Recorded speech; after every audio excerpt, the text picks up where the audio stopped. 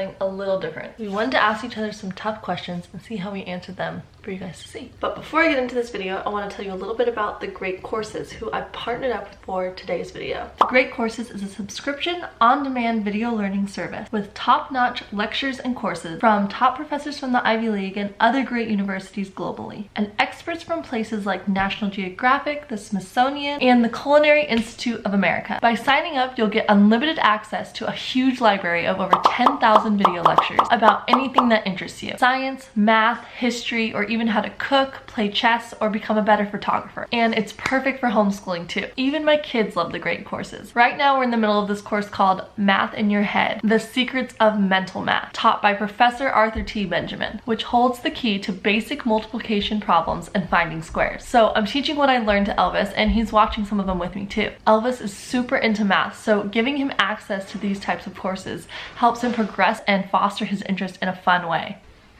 So to check out the Great Courses, please visit thegreatcoursesplus.com/EllenFisher or click the link in the description box below to start your free trial today. All right, Hannah, let's do these questions. I'm ready. Hey, Ellen.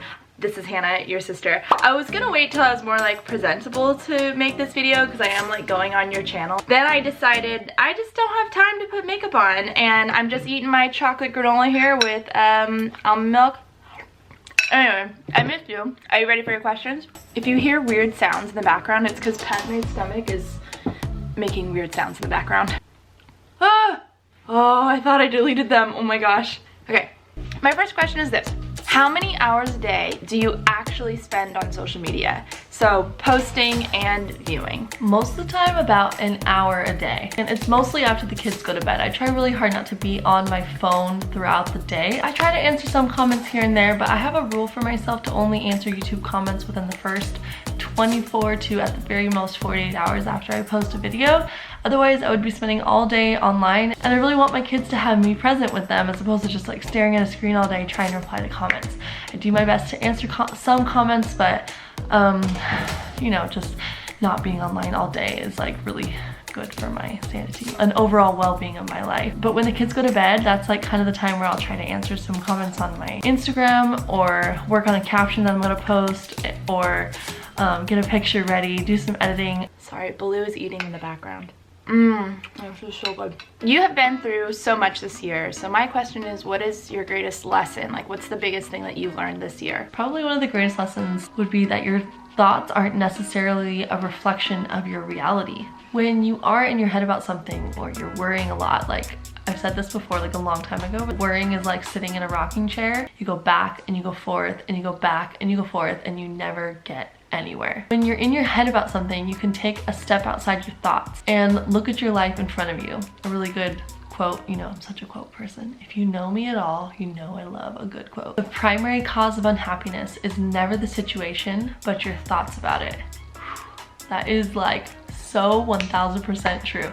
Whatever's going on in my head, my thoughts, if it's taking over my life as opposed to what's actually in front of me, like in my life, like that's such a big difference to how your happiness is gonna be. Obviously there's like exceptions to the rule, and there's like dramatic events in life that can completely alter one's happiness. But so much of the time, our unhappiness is a result of what we're thinking about, our thoughts about a situation as opposed to what's actually in front of us. That's not to say that hard things are discounted and that if you just think happy thoughts that hard things will go away. Of course that's not.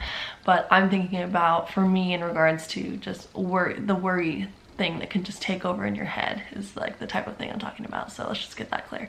Another good lesson that I've learned this year, which just like carried in from last year and that I've learned more so from, is to just accept people where they're at and not try to change people. Have you ever been afraid for me, either for my safety or for my happiness? I can't think of a time when I was afraid for your safety, but I was afraid for your happiness back when you dated a couple guys that weren't the best for you before Eric came along.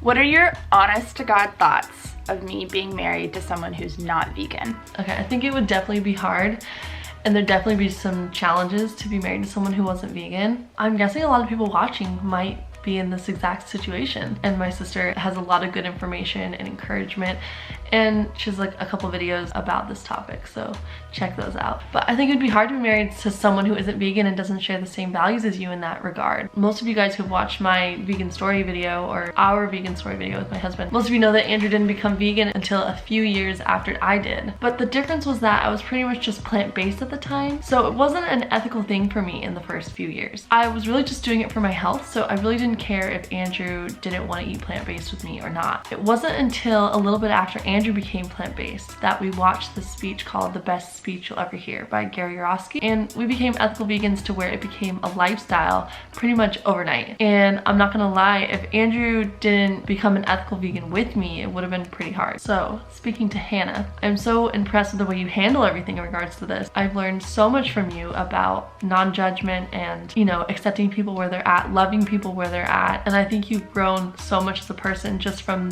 this alone, because I know it can be really tough, but at the same time, Eric is freaking amazing. And I love Eric no matter whether he's vegan or not. And I see that you're obviously like that too. It's such a great example you are for people, to love people wherever they're at on their journey and whatever their perspectives. And yeah, I just really admire you. I admire you and Eric so much, and how you guys have grown from where you are at, and I think it has taught me a lot. I don't know, your question's a little bit funny. What do you think about me being married to a non-vegan? It's more just like, I don't know, I just love you guys, and I'm not thinking about that. I'm just like so grateful for you guys and the example you are to people, and how to grow from things when you disagree about something. Because a lot of times when you disagree about something that you're really passionate about, it can like drive people away from each other.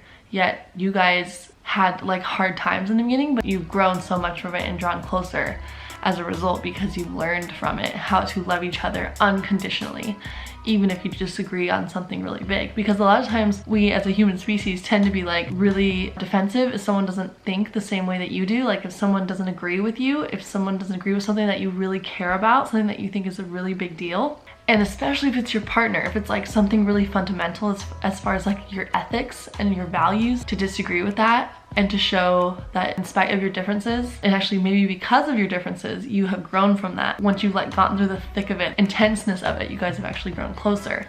And that's really rare, and I think that's amazing. Because I think a lot of times if like a couple or even friendship disagrees with something that is like fundamental to their ethics and their values, like it generally, I think it's really hard for people to, a lot of people, to grow close in spite of that, or to stay close in spite of that. This one I think is kind of hard. If I were to ever tell you that I wasn't vegan anymore, what would be the very first thing you would text me? Well, I think I would probably first probe, like, to see if you were kidding.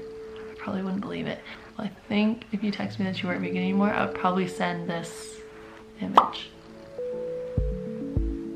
Which of our pets at this household do you like the most? Padme, Phoebe, Baloo, or Prince? I won't tell them, I promise. No, I love them all. I can't pick. That's silly. No. I'm so curious to hear your thoughts on this one, because I have actually heard multiple things, and I think it's like, you know, people are afraid to say this, but do you think it's wrong to have a favorite child? I wouldn't know since I'm not a mom, so I'd love to hear your opinion. Yes. Does anyone think that's not wrong? You're literally texting me right now, so I need to respond. Hold on. Okay, besides family, name 3 things that you miss most about California. Okay, vegan restaurants galore, fresh figs from the farmer's market, and amazing, awesome, secondhand, vintage thrift shops. We don't have that here. I'm ready for this one. I'm totally ready for the answer. What's the most irritating thing that I do? I have a lot, so just pick one. Okay, I know this is a boring answer, but it's the truth. There is nothing irritating about you. You are literally the most amazing, coolest sister in the whole world. Like, I'm not even kidding. Anybody is lucky to have you as a friend. I don't think people really realize how cool you are. Like, maybe some people, but not enough people. What was the proudest moment of your entire life? What quality of mine do you wish that you possessed? It'd be pretty cool to be funny like you. I'm just not very funny.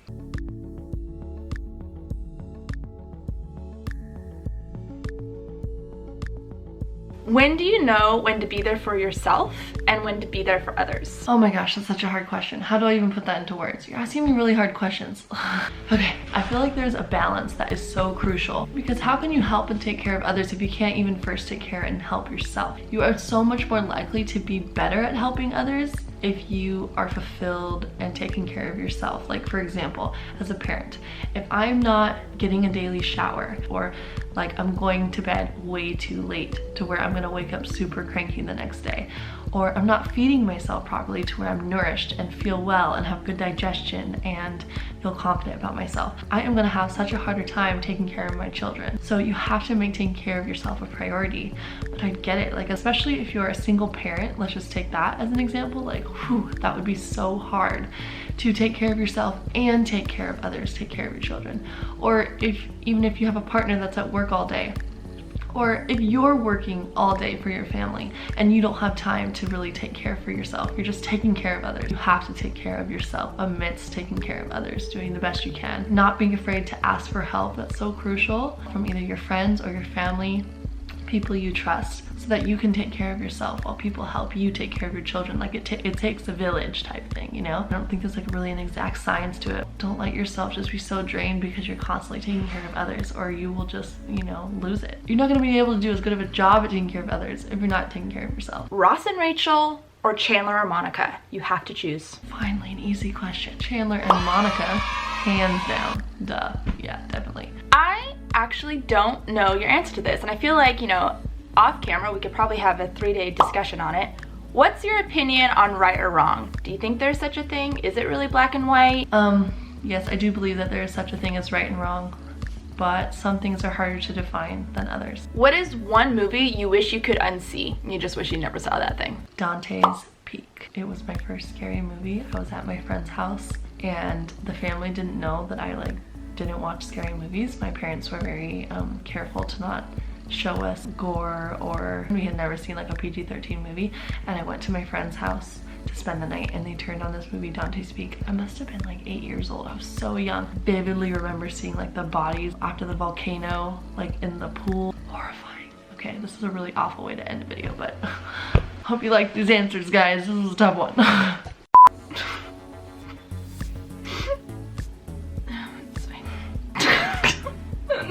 Love you, Ellen, bye. Oh, actually do like a real bye. I guess that's fine. Love you, Ellen, bye. Thanks for joining us in our strange mishmash videos where we wish that we lived in the same state. We wish we could make more videos together, so this is us trying.